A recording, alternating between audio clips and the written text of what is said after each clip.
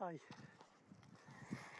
I decided to walk through my lane and then make the video, and then I realized the path I'm walking on has no light, so maybe I will go into darkness. Not the evil darkness, just the world's darkness. But anyhow, I wanted to talk a little bit about my search for God. And what prompted it was, maybe I won't walk into the shade, but what prompted it was I seen there's a new book about Darwinism for sale. So somebody has remarketing old info. And it made me think about the videos I made regarding Adam and Eve and the beginning of humanity, and what these people would think about my videos. Not that I would be bothered by that, but I suppose I'm just trying to get over here because I have a bag on my back I'm looking to take off, so I'm kind of focused on two things, which is pretty normal for me. Anyhow, now my bag is off. I have my dinner in there, or my late supper. Anyhow, so when I was very young, I had a supernatural experience. I was about 10. I think I told you I would talk about this at some stage, but I was about 10 years old. Maybe I was 12. And anyhow, it was Sunday. I know that because every Sunday we had a Sunday roast. My mother was a wonderful cook. So we had a Sunday roast. We would have like beef, pork, or chicken, the usual thing in a Sunday. And the TV would show like movies like Calamity Jane every Sunday, or something like that. Anyhow, our family would sit down. We'd have the most wonderful dinner you could ever have. We were so lucky and blessed. And my mother was fantastic. Anyhow, but my sisters had taught me how to smoke because I would rat them out if I seen them smoking. And anyhow, I decided I would go across the street, miss the movie, and roll a cigarette and smoke it. So I did. And while I was across the street, I was standing in the shade. And in the shaded area, while I stood with my cigarette, being a young boy who shouldn't have been smoking, a yellow car came down the road. I forget which car was yellow and which car was red, okay?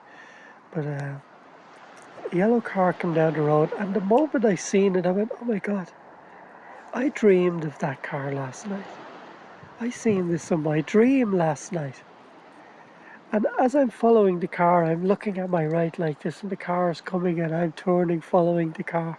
And as I get to here, I think a red Volkswagen is about to turn around the roundabout, and I turn, and I'm turning, and a red Volkswagen. Just as I look at the roundabout, a red Volkswagen turns around the roundabout. And I turn back, and I'm astounded by what I've just experienced and predicted for myself based on my dream. And then in my mind I said, I'm going to get caught smoking. And my sister had followed me out of the house, my older sister, and she swiped the cigarette out of my mouth, grabbed me by the collar, and she brought me home and told my mother I had been smoking.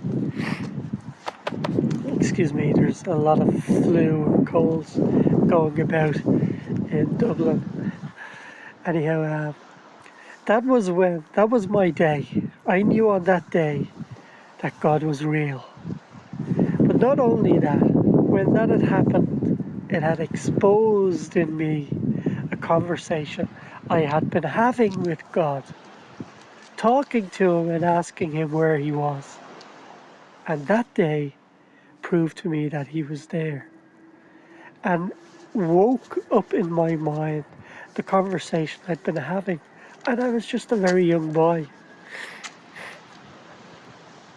When I think of that now, I'm pretty proud of the fact that I had that kind of insight. But that was brought up today by the Darwinism book. And I spoke about Adam and Eve and the beginning of humanity. And I wanted to address it for people who would have problems with a video like that, or might sit with their friends who mock a video like that, while they themselves are reaching out and calling for God and for somebody who's had an experience to tell them about it. And I wanted to say there's many ways to look at the beginning of humanity. You can look at it like this. You can ask, well, okay, if the human body did evolve across 65 million years, at what point in time? And you have to remember also that time is relative for everyone. I'll talk about that in a second. But you have to ask yourself, at what time in this world did consciousness begin? When did consciousness find its way into the human body that has apparently evolved, that was not created? If we listen to these people, okay, where did consciousness come from? So once you do that, you go down not a rabbit hole, but you find your way to fate, because there's nowhere else to go.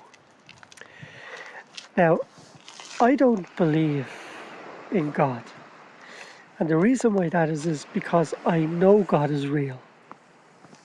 And I know that God resides in me. So I can't believe something I already know to be the truth. So when that had happened to me, my curiosity, of course, was blossomed. I wanted to know as much as I could. And when YouTube came out, I had finally found a medium through which I could explore a lot of the questions that nobody around me could answer. And I got all tied up in physics. I studied, in my way, using YouTube, and some books. I've read maybe 2 to 4 books on physics, that were written for ordinary people, not mathematicians, okay? But anyway, I studied all of that, superpositioning of particles that speak to each other, even though they're eons away. One could be here and the other one on the other side of the universe, and apparently they can speak to each other. The Higgs boson I was interested in, black holes, particle physics, subatomic particles.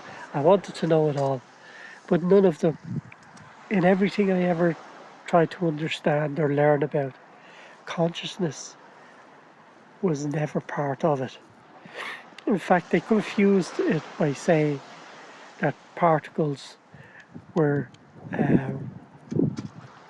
they confused the science that there is no God, the scientific explanation of the world that removes God, by saying that superpositioning and particles that speak to each other from distances, vast distances, that brought into the equation some kind of communication line. And I suppose that's dark matter, or the space between nothing from one star to the next, is apparently something they're trying to figure out now. Anyhow, none of it, in all of my searching, I didn't find God in that place. I found God in myself. And I found God in prayer. And I found God in trust, in learning how to trust again. And I found God lived inside my capacity to be able to love and to care for people. And I found God in the expression on other people's faces. And I found God in people telling me what they're thinking on the other side of a room, even when their back is turned, because of their demeanour and my ability to see somebody's feelings by the way they carry themselves. And we all have that gift. And my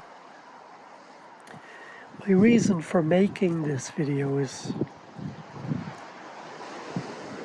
to tell somebody who might watch in the future looking for God, not to worry about what other people are thinking, not to care about them.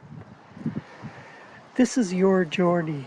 Your life is your journey. You don't have to explain to anybody that you have faith. You don't have to do what I did here and give your childhood experiences away, but I want to do it. I want to do it for that person if they ever look in and they've had some experience like this and now they're on a search for God. I want to tell you not to give up, because God will find you. He's already in you, but he will present himself to you, and he'll do things in the world that are magical, and you'll not believe it when you see it. And when you see it, you'll never be able to prove it to anybody. It will be a gift that's special and just for you. And so don't worry about what other people think, ever. Don't worry about having to prove yourself to other people. You don't have to. Your relationship with God is a private one. It's between you and God. And people who don't understand, my experience of those people is that they do not want to understand. And if you try to explain to them, you're entertaining them, because it's your attention and your time they want. They want to steal your time away, trying to be affirmed by people who cannot affirm themselves, never mind you. So stay strong, love yourself, and know that God is real and that God will find you if you're searching. He will never turn you away. So he will never turn you away. So never worry. So wherever you are in the world, thank you for watching. I hope you had a wonderful day. I hope your breakfast, your lunch, your dinner, your tea and your supper was fantastic. And whatever happens, have a beautiful sleep tonight, because God will be there in you while you sleep. So thanks for watching. Namaste. Bye-bye.